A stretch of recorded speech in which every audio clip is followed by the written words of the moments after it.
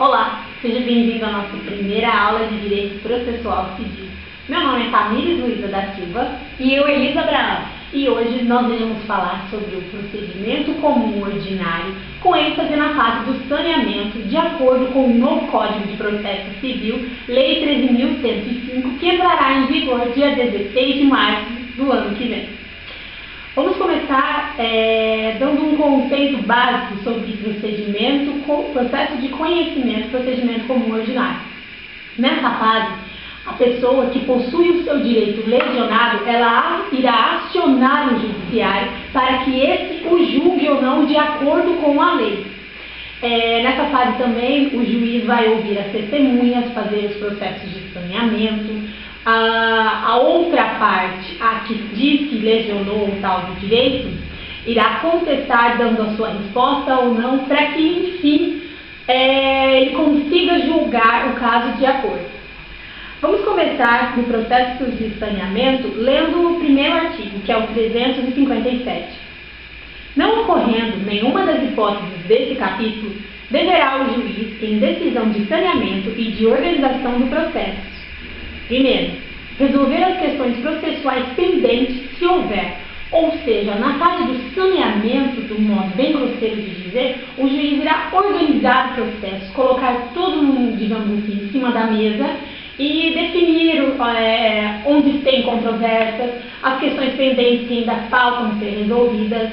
Vamos para o próximo. Delimitar as questões de fato sobre as quais recairá a atividade probatória, especificando os meios de provas admitidos. Terceiro, definir a distribuição do ônus da prova, observando o artigo 373. Via de regra, o ônus da prova sempre será do autor, porém, nesse caso, o juiz pode deixar o réu o direito desse ônus da prova, ou seja, de responder aquilo que lhe foi imposto. Quarto, delimitar as questões de direitos relevantes para a decisão do mérito, ou seja, separar o que realmente vai ser relevante para a decisão do mérito ou não, aquilo que, digamos assim, ele julga, colocará a valoração nas provas, aquilo que ele acha que não tem muita importância para que o caso seja decidido, ele pode deixar de lado e especificar o mais importante. Quinto, designar, se necessário, audiência de instrução e julgamento. Se o juiz achar que for necessário seja feita uma audiência de instrução e julgamento, ele pode colocar. Vamos para o parágrafo primeiro. Realizando o saneamento, as partes têm o direito de pedir o esclarecimento ou solicitar ajuste, no prazo comum de 5 dias, fim do qual a decisão se torna estável. Ou seja, se as partes quiserem um esclarecimento sobre determinada postura do juiz dentro do processo de saneamento, eles vão ter o prazo de 5 dias para poder ir atrás dessa e a requerer. Parágrafo 2º. As partes podem apresentar ao juiz para a homologação, delimitação consensual das questões de fato, de direito, a que se refere o inciso 2º e o inciso 4º, a qual homologada, vinculada às partes e ao juiz. Parágrafo 3º. Se a causa apresentar complexidade em matéria de fato ou de direito, deverá o juiz designar audiência para que o saneamento seja feito em cooperação com as partes. Dando um conceito rápido sobre essa questão de matéria de fato e de direito, matéria de fato seria um acontecimento complexo, e a matéria de direito, ela, no caso, vai buscar colocar dentro daquele acontecimento concreto, buscar uma lei que mais se encaixa naquilo. Então, se essa matéria ela for muito complexa, o juiz vai chamar as partes para que esse processo de saneamento seja feito junto com elas. Mas são raros os casos que isso acontece. Continuando, oportunidade em que o juiz, se for o caso, convidará as partes a entregar ou esclarecer as alegações, como eu já disse antes. Parágrafo 4º.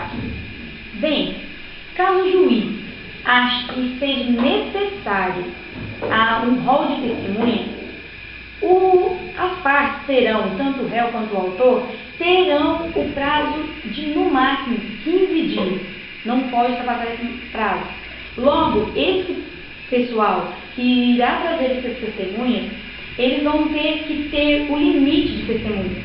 não pode trazer as testemunhas reveridas, dependendo também a importância do fato, a complexidade do fato.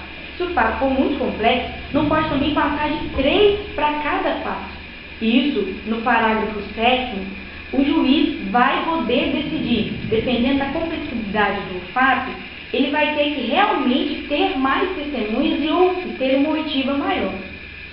Também podemos ver que no parágrafo 8º, nós vamos ver que no disposto à frente, no artigo 465, o perito pode sim entrar no meio do saneamento para que haja um esclarecimento maior de ambas as partes, para que seja algo mais técnico, para ser resolvido ali naquele momento. E no parágrafo 8º, nós podemos ler aqui que diz: caso tenha sido determinada a produção de prova pericial, ou seja, como eu disse anteriormente, o juiz deve observar o disposto no artigo 465 e, se possível, estabelecer desde logo calendário para sua realização. E finalizando, o intervalo tem que ser de uma pauta para outra, no mínimo 1 hora entre as audiências. É isso, espero que vocês tenham gostado. Muito obrigada!